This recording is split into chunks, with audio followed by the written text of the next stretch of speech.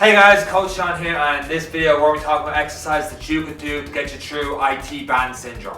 Okay, before we get straight into this video guys, I just need to go through a couple of quick different things. I just really need to stress this out. If you're in a bad way, like if you are in constant pain, you can't run at all, stop checking out YouTube videos to get through this injury. Go see a physio, because you'll notice with all these exercises, we're doing different things that could be the cause of your pain. Because like I can't see your injury right now, and as well as that, I'm not a physio, and a physio can actually see you move, see where just because the source of the pain is there doesn't mean that the pain is going to be just fixing that muscle alone. There could be a lot of different things at play here that's going to cause that. So you'll see in this video we address different areas that could potentially be causing that, and if you use this video for a little bit of prevention, a little bit of I've got a niggle here so I want to do these exercises just in case. But if you're in pain, stop watching the video, get checked out. You're going to save yourself a lot of time there. So get onto a physio, they can help you out there and give you on the path a lot quicker towards recovery. So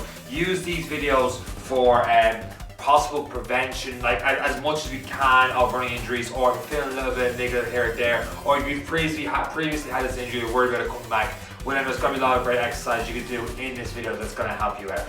So iliotibial band syndrome, a bit of a mouthful for me to say. So what's going on here? So your IT band pretty much from your hip right down to the outside of your knee. So if we get that kind of that leg turnout effect, valgus knee they call it. So we're getting that kind of effect there, or pain on the outside of the knee. That's exactly what we're talking about here. So what can we do? What exercises can we do from this? Well, the first thing you might be saying is, well, why not stretch out that IT band and get a foam roller on? A lot of people foam roll their IT band. Well, the IT band's like a tendon, so to be totally honest with you, there's a lot of different conflicting studies in this, and whether IT bands, foam rolling does anything at all. It's just like foam rolling steel, pretty much, like what's going on there. So some people, they claim that when they foam roll, they get a sense of relief from it. It's absolute pain and torture while doing it, but they sense relief, and no matter what you say, no matter what studies you give them, they'll still keep doing it. So that could be you. So I'm not going to say don't do it, I'm not going to say to do it either. That one's pretty much up to you. But what we can do is we work in the hip area and kind of open up the hips there. That's one way we can approach this. So we're going to start off by opening up the hips with these two stretches. So one way to stretch out the hips here in this one is we're going into that lunge position, and from there we're bringing one hand up. So say that the left knee is the ground, left hand up, deep breath in. As you breathe out, all over to one side as much as you can. Hold it for a couple of seconds, and then back. And deep breath in. As you breathe out, try and go a little bit further over, and back from there. Another thing we can do to stretch out the hips is a pigeon stretch. So a pigeon stretch, you can imagine, just look at press up position. We're down into it, one leg up across the body, deep breath in. As we breathe out, just sit back into the stretch. So we can sit up this way into it, or some people like to deep breath in, breathe out, body down, and then push back into it then. Either way, you should be feeling it all along your glute here. We can also do some glute med work as well. Some glute, like we've talked about videos before, the running mechanics, a lot of it comes down to our glutes as well, not firing. So some glute med work is going to be in this video. As well as that, we're going to get movement in and around the knee, but more so that hinge joint kind of movement there with the knee, because as well as that, we're going to work on different single leg exercises. We're going to work on the stabilization of the knee. So we've got different functions for our joints, so and different areas of the body. So basically with our knee, we'll work more so on stabilization. So we're working on the hips in terms of mobility, movement, that kind of way, but the knee shouldn't be going too much side to side, and that could be a problem here. So we're going to work on stabilization with those exercises. You want to mobilize the hamstrings, mobilize the quads, and then through that, while we get that area lengthened or stretched, that's not going to last too long, but I like to do that first before we get to strengthen those muscles. So that's exactly what we're going to do here. So after you stretch out the glutes here guys, we can work into strengthening them. So if you haven't got a mini band, we're down the ground, sideline leg raises, toe pointing down, heel up, slowly up, right back down. To really feel out the glute, over and back. I've done different videos before. I think that is from Tim Ferriss' book, where you can do different kind of variations from this position. So for example, if we've done X amount of reps here, we can go forward and back on it. Maybe you want to do circles, different ways. even a bicycle kind of kick will really start working that glute med area. Just different variations, guys, if you don't have a mini band, rather than just the leg up and down all again. But sometimes, basics just leg up and down. That can work, so why not just stick with it? So we're gonna focus specifically on the knee joint next with this exercise. So what we're gonna do here is pretty much tackling the tissue around the knee here. And to do that, we're gonna have, if you can imagine this is a smaller ball, maybe a slitter, or if you're American, a lacrosse ball. So what we're gonna do is get the knee in there. And this is one of those things I got, pretty sure I got it from Kelly's Direct. So I hope we do it justice. In the back of the knee, you're gonna curl that leg in. If you can, curl it more towards your hip. Deep breath in. As you push out, what we do here is just slowly move the foot around, and you'll feel it in different areas here in the back of the knee. So at the moment I have this ball on the outside of my knee, and just slowly over and back. If you need to make it harder, plant the foot down the ground, bring your hip, bring your hip in closer, and you really gotta feel it there. Maybe try and hold it for 20, 30, 40 seconds. I might do 3 more seconds, and then I am done. And like I said earlier, one of the main functions of the knee is stability there. So what we're going to do is we're going to try and challenge that stability without causing any pain. So obviously if we do these exercises and there's pain, get checked out by physio straight away. And don't force yourself through pain, no gain. That ain't the case, especially when dealing with an injury here, guys. So we're going to try to do these exercises, see how you get on with these knee stabilization exercises. One, focusing on strengthening our quad, one doing knee stabilization, and one focusing on our hamstrings, the backs of the legs, while working on knee stabilization. So guys, we're going to work on the front of the legs, the back of the legs with knee stabilization with these 2 exercises.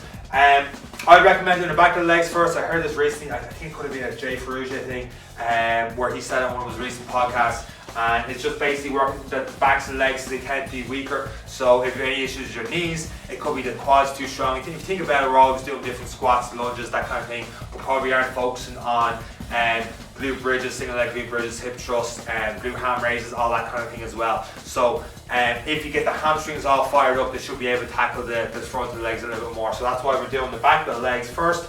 Hopefully I got that logic right in that one. What we're going to do, slight bend the knee up. Now you can hold on to something to support if you need to, but just slowly push the hip and heel right back as much as you can. You should feel a stretch along the leg. And you can see there, I'm challenging that knee stability here. That's fighting to stay in place. Right back up. Try and keep that right hip down so we're keeping our body in line just like we would when we're running. So we don't want to be tilted over to one side here. So we're working on that knee stabilization as if we're running, as if we're on one leg. That foot is out in front, that neutral position. So we're talking about running mechanics here, pushing the hip right back and up. You can make this a little bit harder, kettlebell, slowly out this way, same the opposite side. But we want to go nice and slow here, guys. Slowly on this one. So we're slowly stretching it out. We're not focused on momentum, that's cheating the exercise, and we're lacking that stability then if we just don't, we go really fast in and out. Okay guys, so we're going to work on the front of the leg and knee stability, and all of a sudden this box appeared out of nowhere. So we will be using that box in a sec. So we have 2 options here. What we can do is a single leg wall sit. So if we have one leg out in front, and then from there slowly bring that knee down. We don't have to go on a parallel here, guys, just down a little bit. I can already feel that on my knee. Hold it there, try to keep it in place. If you have any serious issues with your knees, I probably wouldn't recommend jumping straight into that right away. What we could do instead is 1 foot up in a box. I just feel that this is a little bit safer and it's probably challenge your stability a little bit more. And what we're going to do here is 1 foot up, heel out in front, slowly push that heel out as we lower. Kind of like a single leg squat here. We don't have to get the leg right up into a pistol squat. We don't need to do that party trick. We're really focusing on this leg here. Slow it down a little bit, try and shoot those hips back a little bit as well. So glute, leg, quad all switched on, going low, right back up from there. So there you have it, guys. There's the exercise you guys could be trying there to help with your situation. You'll notice there's a lot of different areas we're going to hit, even though we're working on one small area. There's a lot of different areas we've hit, there's a lot of different crossover we hit. But that's just what we have to do to work on solving the problem, not just trying to address one small little area. So we need to work on our running form, our running mechanics. We also need to work on our mobility in our hips, and mobility in our ankles as well, our knee stabilization, doing different single leg exercise. Because remember, when we're running, it is a single leg exercise. I'm not saying there's nothing wrong with doing squats or deadlifts or anything like that, but If you're just doing them and not doing different lunges, split squats, single leg RDLs and all the rest, you're missing out on a lot of the potential benefits of strength training that could transfer over to running as well. Because if you think about it, when you're running, you're constantly on one leg, you're bounding off one leg. So why would we just do everything just with 2 feet on the floor at the same time? When we run, the 2 feet are never on the floor at the same time. So we need to have flexibility, of course, but as well as that flexibility, that range of motion, we need to have strength throughout that range of motion as well. It's no point in being flexible, being bendy, and being able to do all that kind of thing if you haven't got the strength behind it as well, because it won't transfer out to your running. So with these exercises, what you could do is you could do them during your warm-up, maybe sprinkle these exercises into your warm-up, maybe do it before your warm-up, or you could do it at the end of a session, or you could do it in between the session as well. So maybe you're doing split squats and you throw in one of the exercises after, a corrective exercise we call it, throw it in there. Guys, if you're unsure of exactly what to do here and exactly what a running strength program looks like and what your goals are with running, there's a link in the description there for getting that running plan. So with any given training day, one of the coaches will get back to you once you hit that link in the description, fill out a 2-minute form. One of the coaches will get back to you, look at what you want to get out of your running, maybe look at your previous running history and see if there's any injuries, as well as giving you a strength training plan, combining that all together, guys, and then that will help you move forward from there. Otherwise, hopefully you guys found enough from this video to keep going on with your running journey, and that is, and you got something out of this video, great, fantastic. I would just appreciate if you hit the thumbs up on it, and maybe just share with a few people as well, maybe hit a like on that as well, just help get the video out there too, if you got something from it. Now that wasn't a hard video to get through now, was it? I hope you guys got some value out of the video. If you did, please leave a thumbs up and subscribe to the Coach John channel, which is somewhere here. And hit that button, subscribe to the Coach John channel, leave a thumbs up. There should be a couple of other videos around here for you guys to check out. And that's all from me, Coach John. Take care.